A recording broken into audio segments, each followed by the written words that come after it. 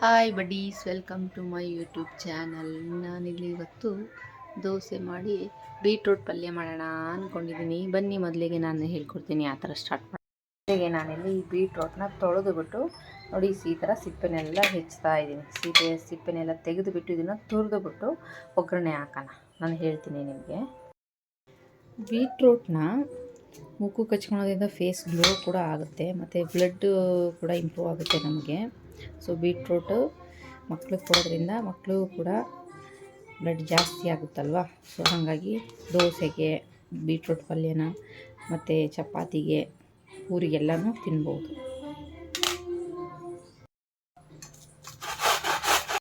ಬೀಟ್ರೂಟ್ನ ನಾನು ಈ ಥರ ನೀಟಾಗಿ ತುರಿದಿಟ್ಕೊಂಡಿದ್ದೀನಿ. ಫಸ್ಟನ್ನೇ ನಾನು ತೊಳೆದು ಇದನ್ನು ನೀಟಾಗಿ ಸಣ್ಣ ಸಣ್ಣಗೆ ತುರಿದಿಟ್ಕೊಂಡಿದ್ದೀನಿ. ಇದು ಒಗ್ಗರಣೆಗೆ ಅಂತ ಹೆಚ್ಚಿಟ್ಕೊಂಡಿದ್ದೀನಿ. ಚಿಕ್ಕದಾಗಿ ಈರುಳ್ಳಿ, ಟೊಮೊಟೊ, ಮೆಣಸಿನ್ಕಾಯಿ, ಕೊತ್ತಂಬರಿ ಸೊಪ್ಪು ಮತ್ತು ಕಡಲೆಬೇಳೆ, ಉದ್ದಿನಬೇಳೆ, ಸಾಸಿವೆ, ಜೀರಿಗೆನ. ಮೊದಲಿಗೆ ನಾನಿಲ್ಲಿ ಸ್ವಲ್ಪ ಎಣ್ಣೆ ಹಾಕೋತಾ ಇದ್ದೀನಿ.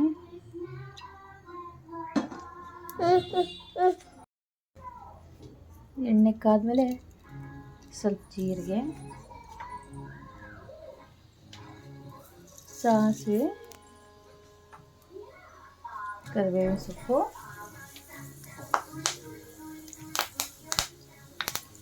ಕಡಲೆಬೇಳೆ, ಉದ್ದಿನಬೇಳೆ ಫ್ರೈ ಆದಮೇಲೆ ಟೊಮೊಟೊನ ಆ್ಯಡ್ ಮಾಡ್ಕೊಳ್ಳೋಣ. ಉಪ್ಪನ್ನ ನಾವು ಇವಾಗಲೇ ಆ್ಯಡ್ ಮಾಡ್ಕೊಳ್ಳೋಣ, ಯಾಕಂದರೆ ನಾವು ಅದನ್ನು ತುರಿಯೆಲ್ಲ ಹಾಕಿದ್ಮೇಲೆ ಹಾಕಿದ್ರೆ ಅದು ಒಂದು ಕಡೆಗೆ ಆಗುತ್ತೆ, ಒಂದು ಕಡೆಗೆ ಆಗಲ್ಲ. ಹಾಗಾಗಿ ಕೊತ್ತಂಬರಿ ಸೊಪ್ಪನ್ನ ಆ್ಯಡ್ ಮಾಡ್ಕೊಳ್ಳೋಣ.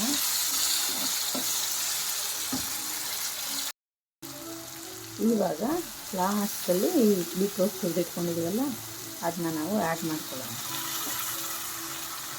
ಈ ಬೀಟ್ರೂಟು ತುರಿ ಈ ಹಸಿ ವಾಸನೆ ಹೋಗೋವರೆಗೂ ಚೆನ್ನಾಗಿ ಎಣ್ಣೆಗೆ ಲೋ ಫ್ಲೇಮಲ್ಲಿ ಅದು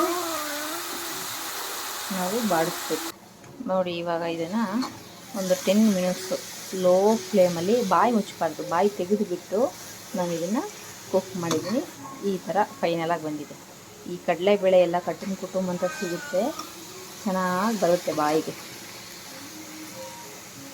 ಇದಾಗಿದೆ. ಇವಾಗ ನಾನು ಇದು ಸೈಡಲ್ಲಿ ಎತ್ತಿರ್ತಾಯಿದ್ದೀನಿ. ಕೋಸು, ಈ ಕೋಸಿಂದು ಪಲ್ಯ ಮಾಡ್ತಾಯಿದ್ದೀನಿ. ಇದು ಎಲೆಕೋಸಲ್ಲ, ಹೂಕೋಸಿಂದು. ಫಸ್ಟ್ಗೆ ನಾನಿಲ್ಲಿ ಇದನ್ನು ಕ್ಲೀನ್ ಮಾಡ್ಕೊಂಡ್ಬಿಟ್ಟು ಚಿಕ್ಕ ಪೀಸ್ ಮಾಡ್ಕೊಂಡು ಇದು ಬಿಸಿನೀರಲ್ಲಿ ನೀಟಾಗಿ ತೊಳೆದಿದ್ದೀನಿ. ಇದು ಬಿಸಿನೀರಲ್ಲಿ ಒಂದು 10 ನಿಮಿಷ ನೆನೆ ಇಡಬೇಕು. ನೆನೆ ಇಟ್ಟಾದಮೇಲೆ ಇದನ್ನು ನೀಟಾಗಿ ಕ್ಲೀನ್ ಮಾಡ್ಕೋಬೇಕು. ಇದ್ರ ಜೊತೆಗೆ ನಾವು ಈ ಹಸಿ ಬಟಾಣಿನೂ ಕೂಡ ನಾವು ಸೇರಿಸ್ಬಹುದು. ನಾನು ನಿಮಗೆ ಹೇಳ್ಕೊಡ್ತೀನಿ ಯಾವ ಥರ ಮಾಡಬೇಕು ಅಂತ ಹೇಳ್ಬಿಟ್ಟು. ಫಸ್ಟ್ಗೆ ನಾನಿಲ್ಲಿ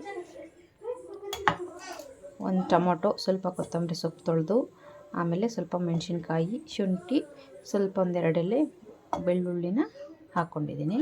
ಇದನ್ನು ನಾನೀಗ ರುಬ್ತೀನಿ. ನೋಡಿ, ಈ ಥರ ಪೇಸ್ಟ್ ಮಾಡ್ಕೊಂಡಿದ್ದೀನಿ. ಇದನ್ನು ನಾನು ಇವಾಗ ಕೋಸನ್ನು ನಾನು ಇದನ್ನು ಸೋಸ್ಕೋತೀನಿ. ಒಂದು 10 ನಿಮಿಷ ಆಗಿದೆ ಇದು. ಇವಾಗ ಇದನ್ನ ಸೋಸ್ಕೋತೀನಿ. ಇದನ್ನು ನಾವು ಸೋಸ್ಕೊಳ್ಳೋಣ. ಮೊದಲಿಗೆ ಸ್ವಲ್ಪ ಎಣ್ಣೆ ಹಾಕೋಣ. ಅದು ಸ್ವಲ್ಪ ಬಿಸಿ ಆಗಲಿ. ಎಣ್ಣೆ ಬಿಸಿ ಆದಮೇಲೆ ಜೀರಿಗೆ, ಸಾಸಿವೆ, ಸ್ವಲ್ಪ ಕಡಲೆಬೇಳೆ, ಒಂದು ಸ್ವಲ್ಪ ಉದ್ದಿನಬೇಳೆ, ಒಂದೆರಡು ಕರಿಬೇವು ಸೊಪ್ಪು, ಸ್ವಲ್ಪ ಗಸಗಸೆ,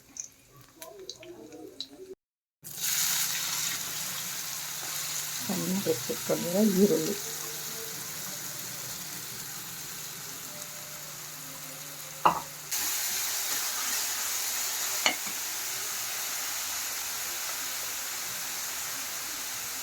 ಸ್ವಲ್ಪ ಅರಿಶಿನ,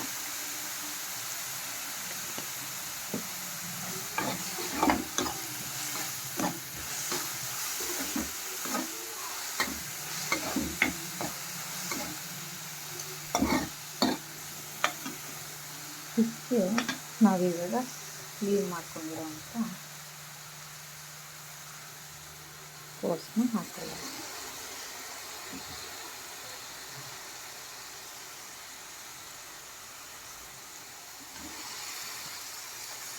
ಸ್ವಲ್ಪ ನಾವು ಇದನ್ನು ಇದರಲ್ಲಿ ಫ್ರೈ ಮಾಡ್ಕೊಳ್ಳೋಣ. ಅದು ಹಸಿ ವಾಸನೆ ಹೋಗೋವರೆಗೂ ನಾವು ಇದನ್ನು ನೀಟಾಗಿ ಫ್ರೈ ಮಾಡ್ಕೊಳ್ಳೋಣ.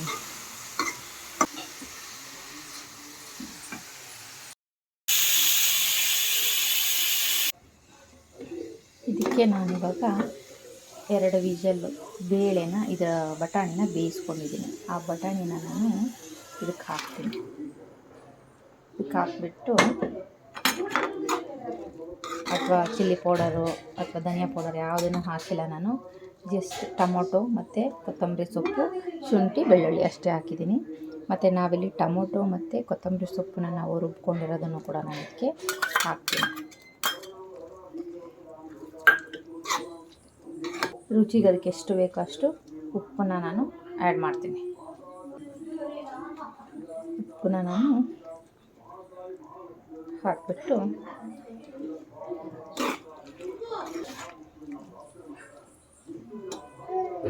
ಜಾಸ್ತಿ ನೀರು ಹಾಕೋಕ್ಕೆ ಹೋಗಬಾರ್ದು ಇದಕ್ಕೆ.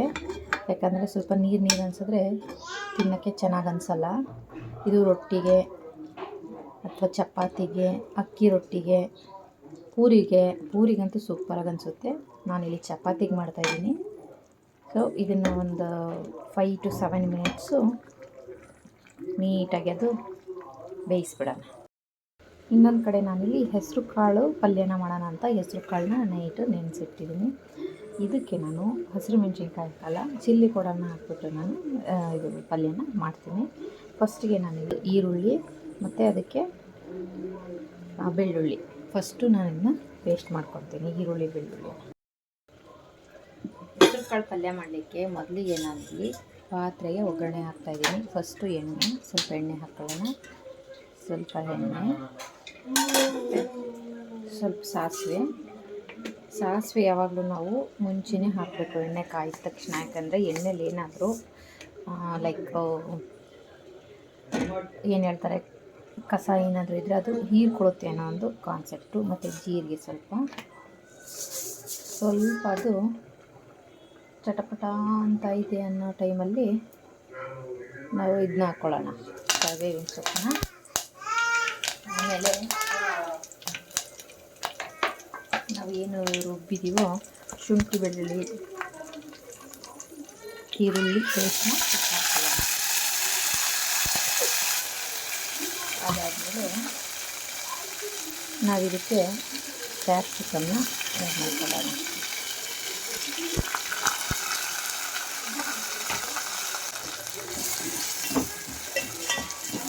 ಕ್ಯಾಪ್ಸಿಕಮ್ಮನ ಆ್ಯಡ್ ಮಾಡಿಕೊಂಡು ಅದಕ್ಕೆ ಅರಿಶಿನ ಹಾಕ್ಕೊಳ್ಳೋಣ ಒಂದು ಸ್ವಲ್ಪ.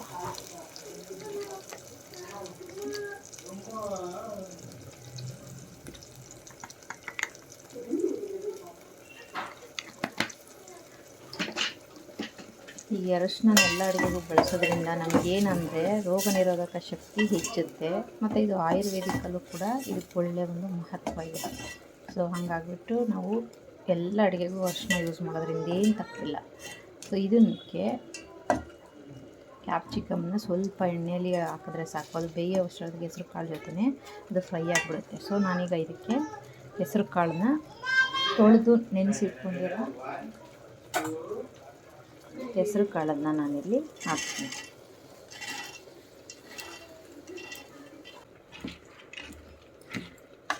ಇದು ಒಂದು ಸ್ವಲ್ಪ ಬಿಸಿ ಆಗೋಷ್ಟರಲ್ಲಿ ನಾವು ಇನ್ನೊಂದು ಮಸಾಲೆನ ರೆಡಿ ಮಾಡ್ಕೊಳ್ಳೋಣ. ಮಸಾಲೆ ಅಂದರೆ ಸ್ವಲ್ಪ ಟೊಮೊಟೊ, ಕೊತ್ತಂಬರಿ, ಒಂದು ಸ್ವಲ್ಪ ತೆಂಗಿನಕಾಯಿ. ಈ ಹೆಸರು ಕಾಳಿಗೆ ನಾವಿವಾಗ ರುಬ್ಬಿಟ್ಕೊಂಡಿರೋವಂಥ ಟೊಮೊಟೊ ಮತ್ತು ಕೊತ್ತಂಬರಿ ಸೊಪ್ಪಿಂದು ಪೇಸ್ಟ್ನ ನಾನು ಹಾಕ್ತಾಯಿದ್ದೀನಿ. ಇದಾದಮೇಲೆ ಸ್ವಲ್ಪ ಇದಕ್ಕೆ ಚಿಲ್ಲಿ ಪೌಡರು, ಅಂದರೆ ಜಾಸ್ತಿ ಹಾಕಲ್ಲ ನಾನು ಸ್ವಲ್ಪ ಲೈಟ್ ಖಾರ ತಿನ್ನೋದ್ರಿಂದ ನಾನು ಸ್ವಲ್ಪ ಚಿಲ್ಲಿ ಪೌಡರ್ ಹಾಕ್ತೀನಿ. ಸ್ವಲ್ಪ ಚಿಲ್ಲಿ ಪೌಡರು, ಸ್ವಲ್ಪ ಗರಂ ಮಸಾಲ,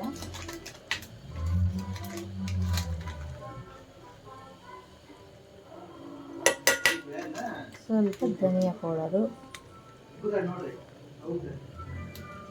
ಹಾಕ್ಬಿಟ್ಟು ಅದಕ್ಕೆ ಉಪ್ಪನ್ನ ಹಾಕಿ ನಾವೇನು ರುಬ್ಕೊಂಡಿದ್ದೀವಲ್ಲ ಮಿಕ್ಸಿ ಜಾರು, ಅದನ್ನು ವೇಸ್ಟ್ ಮಾಡಬಾರ್ದಲ್ವ. ಅದರದ್ದು ನಾನು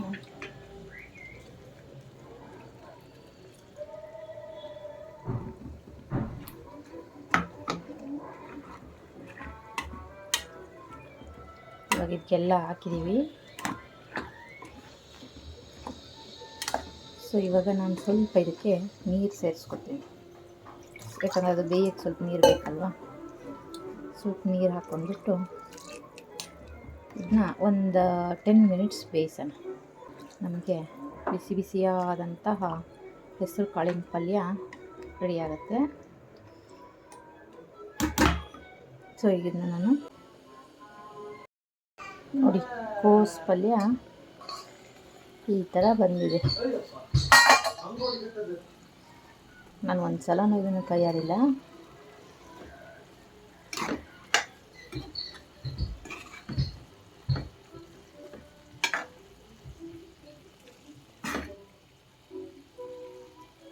ನೋಡಿ ಈ ಥರ ಬಂದಿದೆ.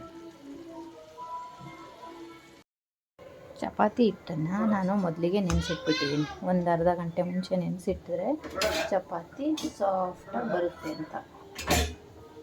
ಸ್ವಚ್ಛ ಮತ್ತು ಸ್ವಲ್ಪ ಎಣ್ಣೆನ ಹಾಕಿ ಕಲಸಿಟ್ರೆ ನೋಡಿ ಈ ಥರ ಸಾಫ್ಟ್ ಬರುತ್ತೆ. ಸೊ ನಾನಿವಾಗ ಇಲ್ಲಿ ಚಪಾತಿನ ರೆಡಿ ಮಾಡ್ತಾ ಇದ್ದೀನಿ.